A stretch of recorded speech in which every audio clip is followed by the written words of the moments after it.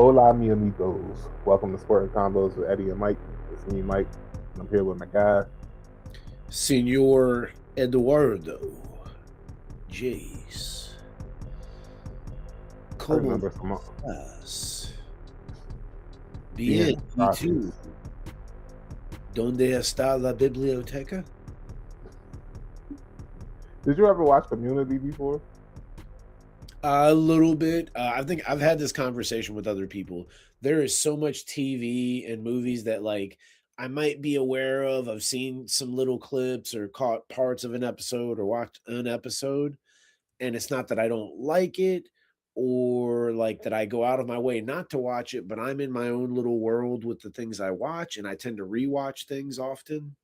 I'm also a little bit weird about uh what would I say? What's that called? Like network television where there's Mm-hmm. censorship and limitations to what can be said and shown. Don't get me wrong, I don't need extremely gross things, but I need a more realistic version. So anyway, to go on that whole thing, yes, I've seen it before, but I didn't it's good, but I didn't go out of my way to watch it either, I guess you could say. Yeah, it had a strong, absolutely strong first two seasons. Like some of the best written comedy that I've still ever seen. Like The just parts that I strong. saw were great. They were very hilarious. I think I saw one where Childish Gambino's character and the Hmm. I don't know what this dude is. Is he He's Indian, like Middle Eastern, yeah. Middle Eastern? My man Abed. They did like a Freaky Friday kind of thing, and I thought both of them did such a great job They acting within that sort of episode. Um, So hold on, I don't mean to disrupt you, but real quick, that's why I brought up this show because when you said Biblioteca, it reminded me of them too. It was a post credit scene, and they did a little freestyle. And if y'all don't mind, I'm gonna play a couple of seconds of it, not too much, so we don't get a copyright strike. we do not own the rights. Oh, I know what you're talking about. ¿Dónde está la biblioteca? Me llamo T-Bone, la araña discoteca. Discoteca, moneca, la biblioteca. Es un Nobody loves bigote it. grande, pero manteca. So that's like one of them scenes where it's like it's a cult following, and then you have a cult following of that scene. And it's like it's funny because they're really not saying nothing. Like Childish Gambino character was talking about being in the library. He's a disco spider, and like it was just crazy. But anyway, enough of Eddie and Mike's Spanish I was community. doing dodgeball, by the way, just for the record. I don't know Oh, if I you never saw that joint. uh the one character is sort of I mean, not sort of. The one character is an absolute moron. Um, Who Dennis Ben Quaid? Stiller's I character. mean Dennis. I said Dennis Quaid. Ben Stiller. I meant. So he's in a hotel and he's trying to buy this other guy's gym. They own gyms. And Mm-hmm. he has like a briefcase and he tries to make it dramatic, like this sort of I'm gonna pop the briefcase open and offer you all this money for your gym. And Mm-hmm. so again, trying to be dramatic, but he's a dumbass and he's like, Donde está la biblioteca, Peter?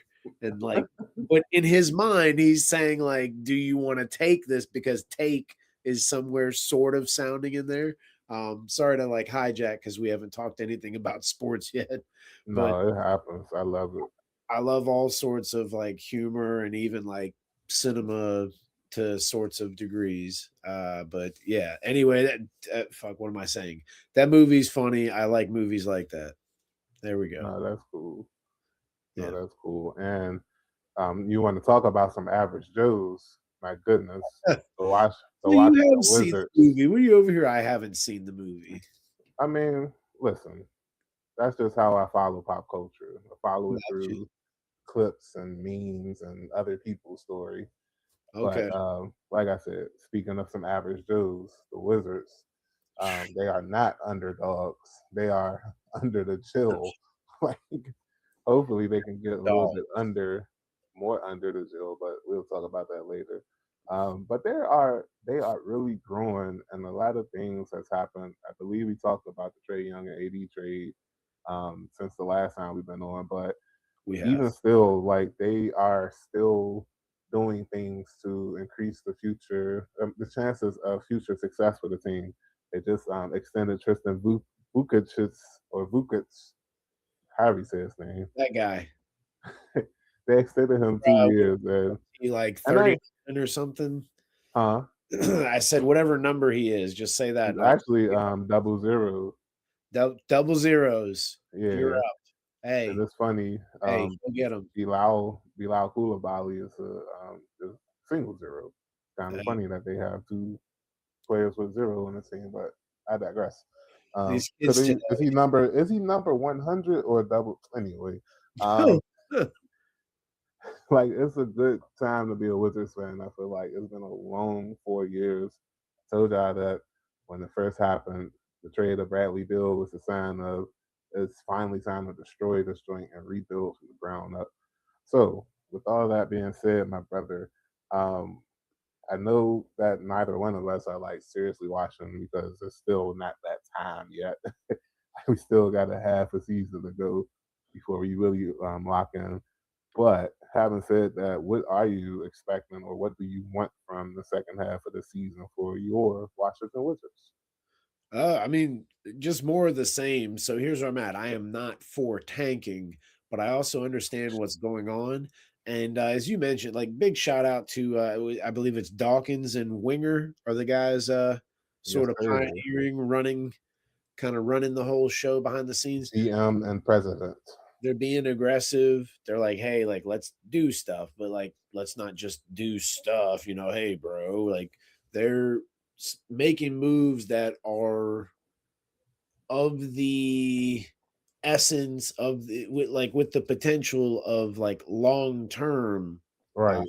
uh what am I rewards, I guess I don't know. I'm really trying to be fancy today, guys, and it's just not working. Anywho, I like it. I like everything they're doing. So let's keep doing more of that because they're being aggressive, right? Hey, we traded picks. We're going to spend money. I've heard talk of extending Trey Young and Anthony Davis. That's a lot of money to spend and invest, but hey, why not? Let's do something. The salary cap's going to keep going up. So, anywho, um, we're not tanking necessarily, but we're also sacrificing the chances to win, although I'm not necessarily sure we'd be winning a lot of games, but we're doing this to develop our guys. 90% of the team is in their third to first year, I would say, somewhere in that sort of range. There's some exceptions, but like, let's be real. Like George, what's my man's name? I keep wanting to say Carlton instead of Carrington because Carlton's his first name, but Carrington, Trey. What's Trey's last name? Is it Jones? Johnson. Johnson. Man, I do not know why I can't remember his last name because we also got Trey Young, and then that like Trey's kind of Because a there are other Trey Johnsons too, and it can well, get and just in confusing. I general, the get it. last 5 to 10 years, I feel like that name has grown in popularity. So there's a Trey like every, probably I like got a nephew named Trey. Shout out to we Hill got Mary House. Blue as an example, but anyway, I could keep listening, but we got a ton of young guys. Let's just keep doing what we're doing. But that's where I'm Right. at because I see growth with everybody. Sar, even Koulibaly for sure, who's Yeah. definitely kind of become our sort of our de facto go-to guy. I don't mean to say that disrespectfully, but of the other team, He's the oldest. yeah, he's Well, the the old. oldest star, I should If say. there's any sort of seniority there, and then just the fact that like, look, I'm not an NBA player, obviously, but I would think, despite how good some of these guys are and the biggest crowds they played in high school and college and whatever, there's still something to be said. You're on an NBA floor now with like grown men a lot of the times. Yeah, sure, there's some other first rounders and young phenom types that are maybe closer to their age, but a lot of these guys are grown and a lot of them are going to, take them behind the tool shed. And so they might be willingly giving that ball up a lot more too. But I love the squad we have. And I just hope to God that whatever we do, we're doing it with the mindset of keeping Koulibaly, Sar, George, Trey Johnson, Carrington. Those are the guys I want us keeping. I don't know if I missed anybody, but No. Oh, all you did miss somebody. You missed somebody. You missed somebody. But I'll talk about them in a second. Um, what I hope for the second half, I kind of mentioned it, and I know you said you're against tanking, but my brother, I'm telling you, we need to oh, not give up this eighth pick, this oh, first round pick this season. yeah, We cannot finish with the record worse or better than the fourth worst record in the league, I should say. So as of now, like we're in a good spot because I'm telling y'all, the NBA they love to us. Like yeah, it's happened twice in the last three seasons, in the last two draft lotteries where we missed out on the first pick, because I feel like they're hustling us. I feel like they are totally really agree. Totally agree. stealing these first round picks from us. So we cannot finish with, like I said, we can't finish with better than the fourth worst record in the league because right now we have the fourth worst record and we have 0% chance of getting the ninth pick. If we had the fifth worst record, we'll have a 0.6% chance of getting the first round pick. Again, I said I don't. I know that doesn't sound like a lot, but with this team, the NBA will give us that ninth pick. I promise y'all. So I hope that they just keep losing out. But getting back to what I said earlier or a couple of seconds ago, you missed a player. And I'm glad you missed him because I kind of wanted to give him a little shine real quick. This young boy, Will Riley, I'm telling y'all, oh He's my balling. goodness. Oh my goodness. A perfect, like, sixth, seventh man to come off the bench. Heater, like, instant fire. I'm telling Microwave. you, air fryer. Ooh, Like it can get pretty hot in there. And the first time I saw him play was Kelly. actually the Hot in first here. time I saw him. The Sorry. first time I saw him play like extended amount of time was when they played the Pistons on February 3rd, I believe, and he had his career high, which was the second time he set his career high in as many games. It was 18 points, then 20 points, and then I think he had like a 30-point game a couple of games later. The young boy can light it up, man. I think he's 20 years old, coming out of I don't know what college he came out of, but he's 20 years old, so he's young and he's definitely someone that I would like to keep around for the future. But I ain't gonna hold you. Um, the the the social media they've been cooking our boy, and I ain't gonna hold you. He hasn't really done much for me to defend him as much, and that's our man Bub Carrington from Be More Young. Um, he has to get more consistent with that jump shot. And it's funny, he practiced it all summer, but it's still kind of streaky. And if he wants a future on this team, that's something he's going to have to develop because for as good as Trey Young is, he still has his limitations. And at times, especially in the postseason, where you're going to need players to step up, we're going to need Bud Carrington to be able to hit these three pointers, or he could easily lose his spot because this team is loaded with talent. Like behind him, there's another young Bama that was cooking. Um, I believe it's funny because they kind of look the same. They kind of have the same hairstyle, so I don't want to get them confused. But I believe Sharif Cooper.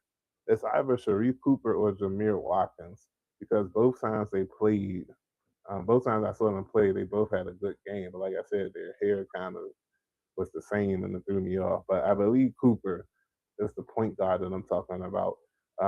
He produces. Like the time I see him play, he's more of a factor than Bud Carrington has been. So, like I said, like he can easily be replaced, even though he's a first round pick. At this point, Washington is almost done building their future. They are a first round pick away from completing it. I feel like you said, they brought in AD, they brought in Trey Young. They're thinking about extending both of them. There isn't really much more room. to fall back into, and instead of falling back into the rotation, you might fall off the roster. So yeah, Bud Carrington is definitely has to finish strong in the back half of the season. Yeah, couple of things to just kind of add to that. Totally agree with a lot of what you just said. I would kind of argue that we just got to be patient. I don't think that's going to happen. Another thing I like, Yeah, that's what somebody else was saying too about Bud. I'm sorry. yeah, we just got to be patient, but I get it. But also, what I like is what you said is that we're nearing a point where there should be some somewhat serious expectations of what this team could do when healthy, obviously, and considering it is the Wizards and their history.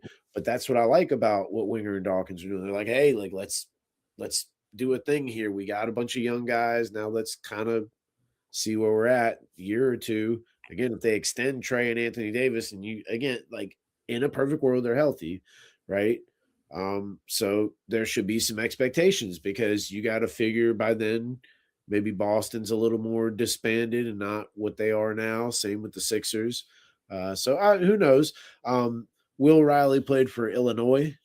He's a fighting I Illini. wanted to say Wisconsin. I knew it was a big I was thinking the difference. same thing, actually. No, I swear to God, I was like Wisconsin, but I think that's because the last guy we drafted, Ronnie Davis.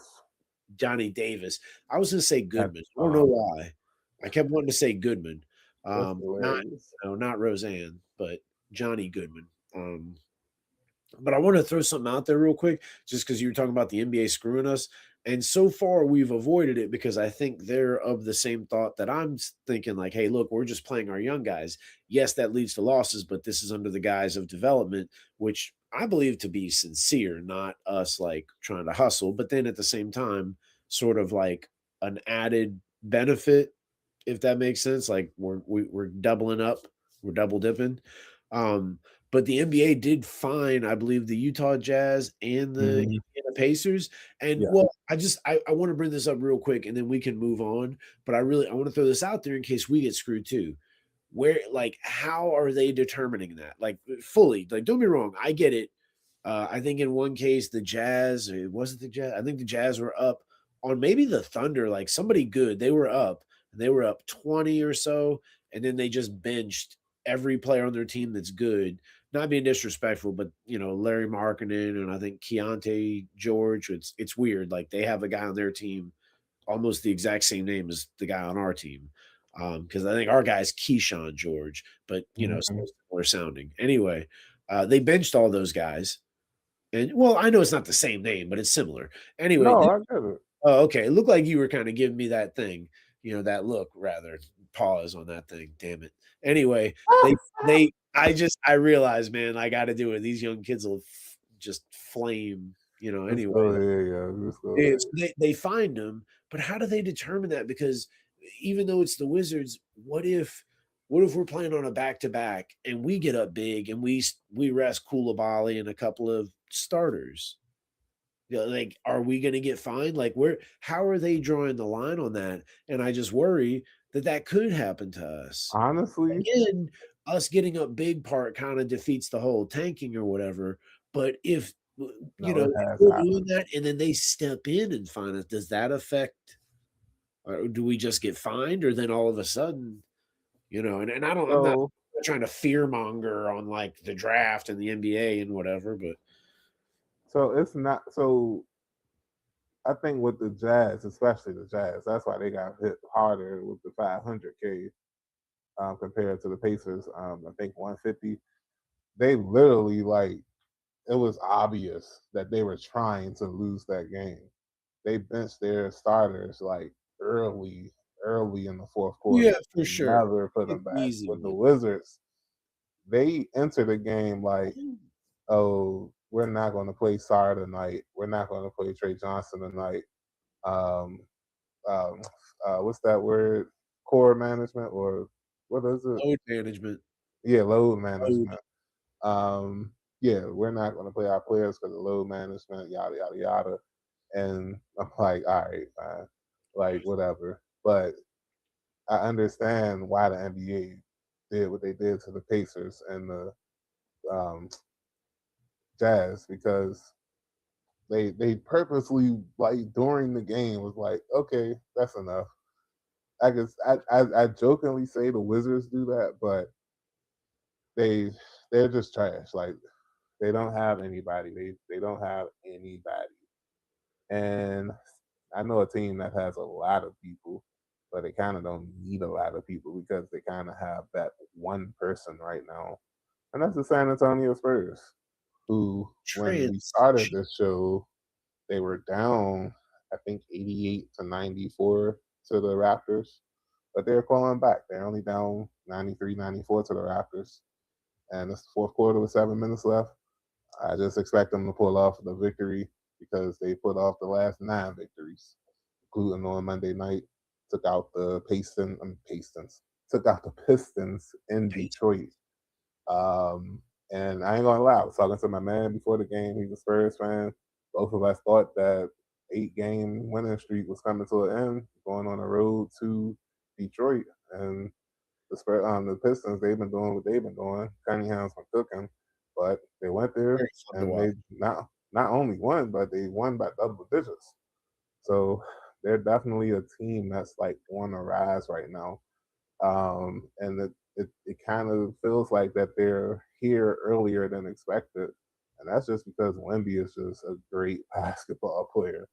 Like I know it's only his third season, I believe, but when he's healthy, it's a lot that he can do on that court, man. I'm talking about he Oh, for posting down sure. us up. He's taking you off the dribble. He's hitting spin moves. He's hitting the dream shake. He's hitting pick and pops. And that's just on the offensive end. On the defensive end, good luck scoring in the paint when he's around. Like he really can take over a game. And I know we didn't plan on talking about the All Star game, but I really got to shout him out real quick because I feel like he was the catalyst to get everybody to play a bit more competitive with that new game format that they created last for the All Star game. And yeah, like Wemby, great player, and the Spurs are a great team. They lost Pops a couple of years ago to the front office, but right on schedule or ahead of time, honestly, they are here. And there's this thing that apparently Phil Jackson has been toting since he's been coaching in the NBA or been in the front office or whatever. But he said that teams aren't to be taken seriously unless they can reach 40 wins before they reach 20 losses. And the three teams that fit that criteria this season are the aforementioned Detroit Pistons, who the Spurs just took out, and the team that they're chasing in the Western Conference right now, the Oklahoma City Thunder. They are the 1 seed. The Spurs are the 2 seed at the moment, but they've been kind of that team that's been giving the Thunder the most problems outside of Denver, maybe. So I don't know, bro. What you think? The Spurs? Should I start taking them seriously?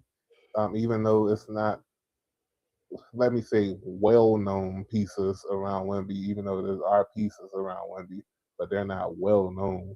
But should we start taking them seriously in this star-driven league that we call the NBA? Yes, 100%. I am doing some sort of movements and breathing techniques because I have all this energy I need to expand in terms of what I want to say about everything NBA related that you just mentioned.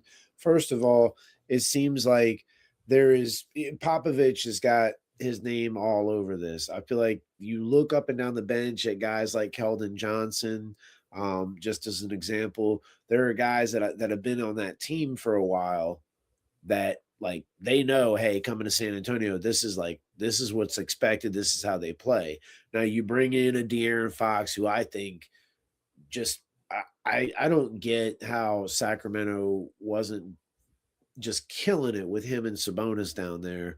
But I understand that's seems like it's a wasteland these days.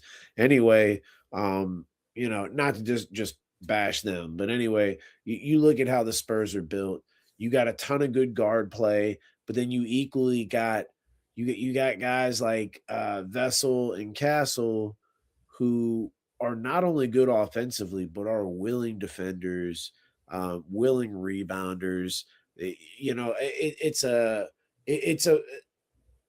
I don't want to say like they're copying the Thunder because the Spurs kind of have always been that, especially under Popovich.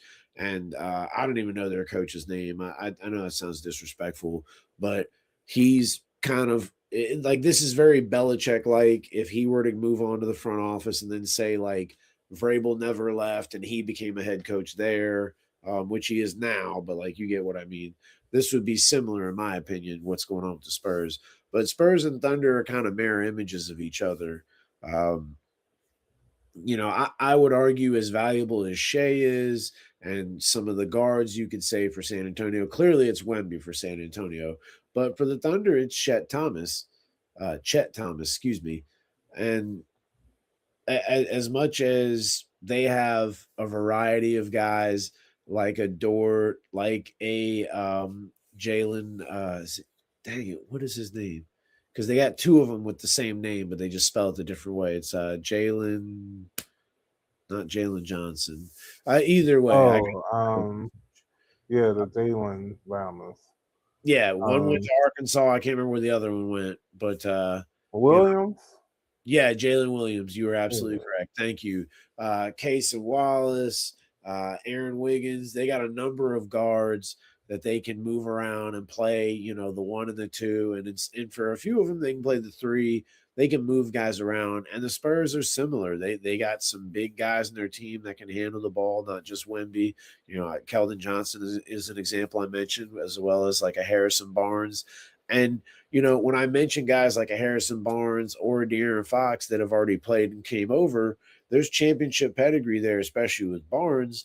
But then you look at De'Aaron Fox coming from Kentucky and then being in the league as long as he is. He might not have won as much, but that equates to the hunger that he would have that's going to help drive with some of these young guys. Like that mix of veteran talent as well as like the youth that they put together, it definitely does make the Spurs formidable. And I would argue that it's basically probably going to be the West because I don't think Boston's going to get healthy enough soon enough, even though Tatum's supposed to come back. I mean, if Wemby goes down, maybe, but you look at what Oklahoma City's doing. They're losing right now to Detroit. It just went to commercial. It's the score. But they're losing to Detroit right now. But they're playing really well without Jalen Williams, the guard, and without Shea. And they're still balling. Yeah, I mean, it's crazy. And Detroit, I mean, what a fun team to watch. Equally like assembled through the draft, but with like a Duncan Robinson, so you got a spot up shooter. You go get a Karis LeVert, so you got some points coming off the bench. That dude Jalen Duren is just like they were talking about it on the broadcast. He's a specimen, like just a beast for pick and roll.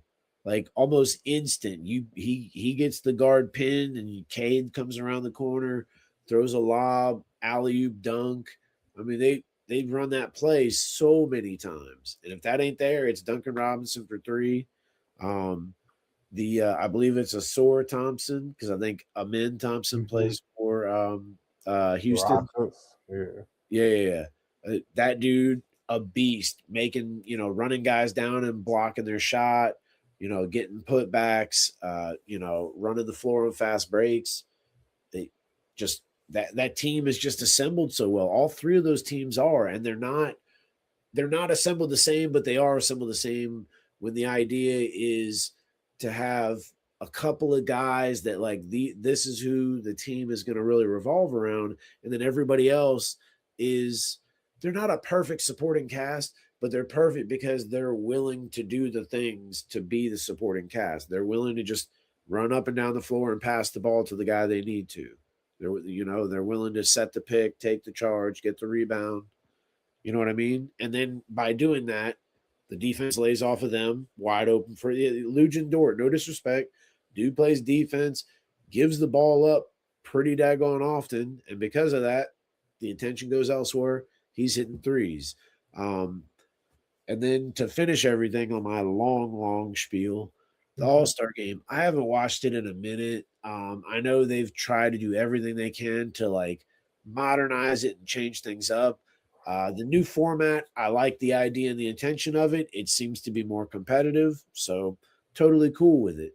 Um, I am bummed because it's kind of cool sometimes to either see those like the ones I like that they're just generic, says All Star, has the stars going down the sides, and then has the number NBA up top, All Star below the team number, and then on the back, Mm-hmm. and then the like the small insignia of the team that All Star played for. I dig those All Star jerseys. Other than that, I miss it when like in the 90s and 2000s when everybody wore the jersey they played for, like for the team, but like one wore colors and the other wore whites. Um, you know, I, I miss that, and then just kind of miss the way the All Star games were. But I say all that to say, like, if you're like me, just get over it. If you want to say the All Star game's not what it used to be, because like dudes would do the alley oops and whatever else, but then like mid to end of third quarter, whole fourth quarter, it got competitive and blah blah blah. But yeah, sure it did. But if listen, I think there's a lot of great things going on in this All Star game. Like I didn't watch it and I haven't watched it in a little while, but you got to give things a chance, and you can't just like keep that fixed mindset because you're going to miss out on things. Like there's so much great talent, and I don't know which all stars from what year would beat who and blah blah blah, because who knows, what era the rules and all this. But anyway, on my ramble, I'm just saying like that stuff ain't coming back, so you just got to appreciate what's here, because there's a lot of awesome stuff here. I think the NBA is like headed in a pretty awesome direction as you see I guys like feel like it is. out. Like you look at some of this stuff. We just talked about Wemby and the Spurs. Like, Maybe in next episode we'll talk about it, but I saw a list about the ages of all the players. oh, the thing where you talk about Denny Avdia being on it, the post. Yeah, Yeah, no, yeah. that one. Um, so we had a topic for football, but we're just going. I'm honestly, we're just going to keep this joint straight up basketball this Straight up. episode. So It's fun. I want to list the top 3 prospects in the NBA draft right now, and Sports Okay. Illustrated has some player comps next to them. I'll go. Well, I'm not going to go backwards. I'm going to go in a certain order. The first person, AJ. I never knew how to pronounce his name. Dynastbana. Huh? Dybantsa. Dybantsa. Okay, that was close. I do know that he plays for BYU. What I I only know didn't that because know, of the Sports Center and stuff. Sorry to cut you off. So, like, I don't want that's to cool. become smart. No, Yeah, that's cool. Believe me, if anyone knows about last name pronunciations, it's me. And this Bama has 8 letters in this last name. I only got 5, and they messed that up. So anyway, I digress because his player comp is Tracy McGrady. I don't know. I saw him play. I never looked and was like, man, he reminds me of T-Mac. But hey, it is what it is. He's not on this list. I said they only gave 3 names. I don't know why they only stopped at 3. I definitely feel like they could have went 5 deep. But there is a player from UNC, North Carolina, Caleb Wilson. Major Kevin Garnett vibes. Like major. Huh? It's not Caleb Williams? No, Caleb Wilson. I Oh, believe that's his name from he's a forward from UNC, I'm sorry. Yeah, that's his name, Caleb Wilson. I'm telling you, major Kevin Garnett vibes. If you see him play, you're gonna be like, oh yeah, Mike was right. And finally, the person that this last topic of the show is about, kind of controversial couple of weeks, but we have the perfect person to talk about this on the show. yeah. Darryn Peterson from You Broad Chalk, J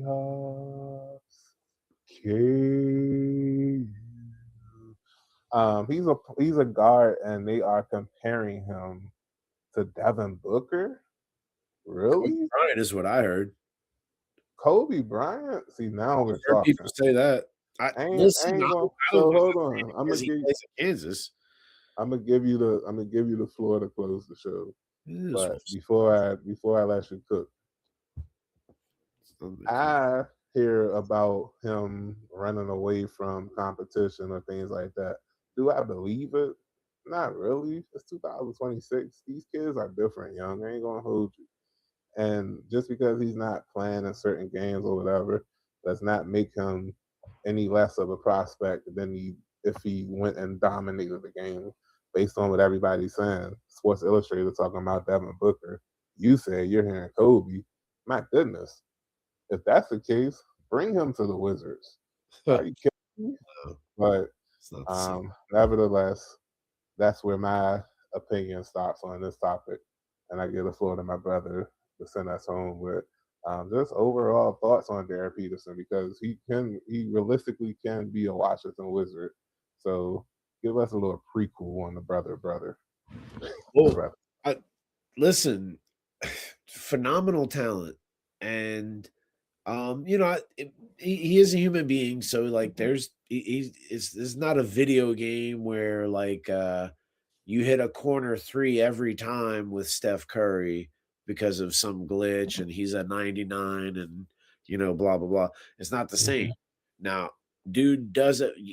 There are some times if you watch, and I don't know how to explain it or try to pretend like I'm some kind of expert, but I know what I see, and I understand some people that might not like the whole eye test kind of quote, or reference, but when you see someone that just kind of moves and like just does things and it just doesn't like it just seems so much easier for them than everybody else. When you see them do stuff like that, just dribbling, making a move, driving to the hole, shooting a jumper, um, yeah, dude is cold. Now, Mm. I'm gonna be real with you. I In this day and age where you just mentioned rankings about prospects, and then we talked about briefly about the all the young elite players in the NBA under blah blah blah age or whatever. All those lists are constantly being thrown out by God knows who.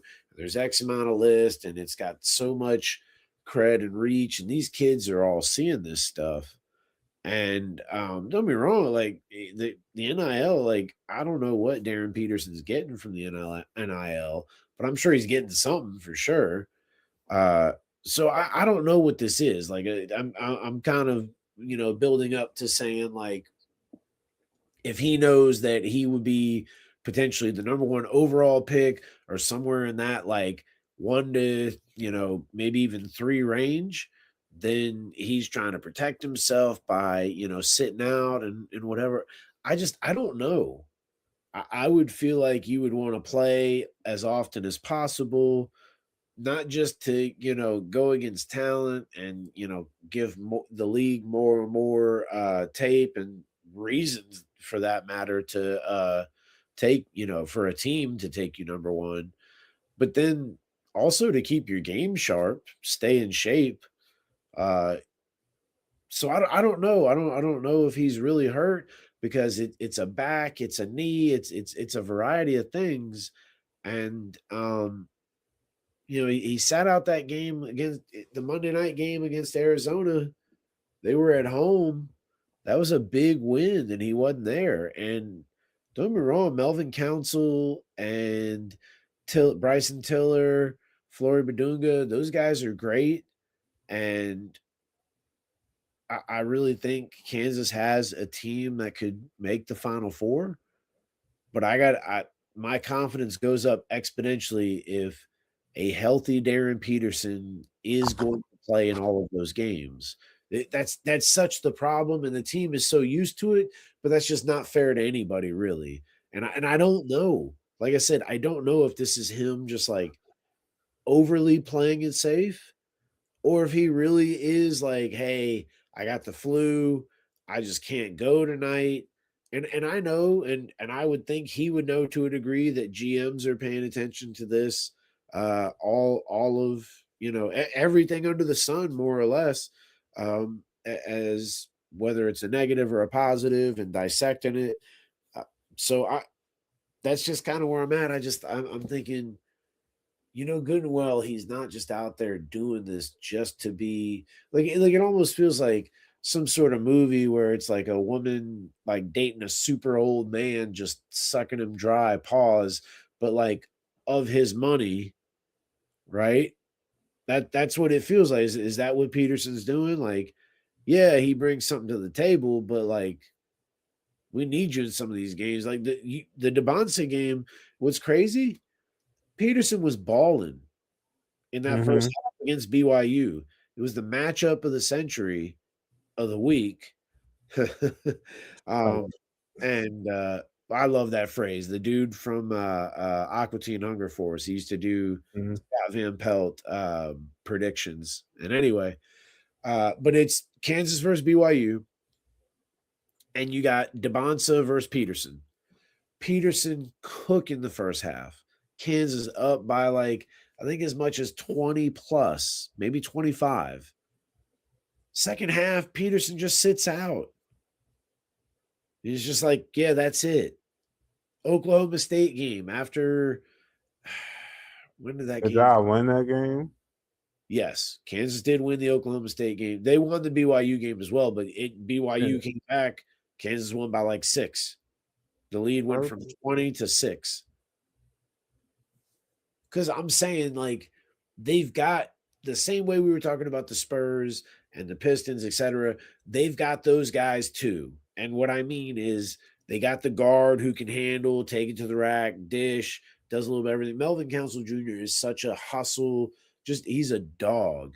And then Badunga and Tiller, their big men, are just bangers. Badunga, the pick and roll, hits the alley oops. That guy's everywhere, and he can guard out on the perimeter. Tiller can hit threes, but post up. And then, dang it, who am I missing out? They got this guy Trey White, who seems to have been in college basketball for a long time now, which he's following a lineage of Perry Ellis and Mitch Lightfoot. Although the other two guys I just named were at Kansas their entire 13-year college career. This guy's gone to like 5 different schools, but he's a solid like slasher role player. But that team's only going to go so far, and I love him. But Darryn Peterson in the lineup changes everything. It frees all those guys up. It allows them to kind of operate.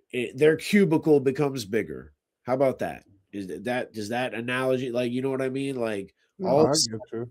all of a sudden they're not bumping into everything with their elbows in their chair in their cubicle every time they move. All of a sudden now you got room to do some activities. You know what I mean? All right. So, So I all don't right. know, bro. Like, I'm being honest. Like, I want to give this guy a chance. It just what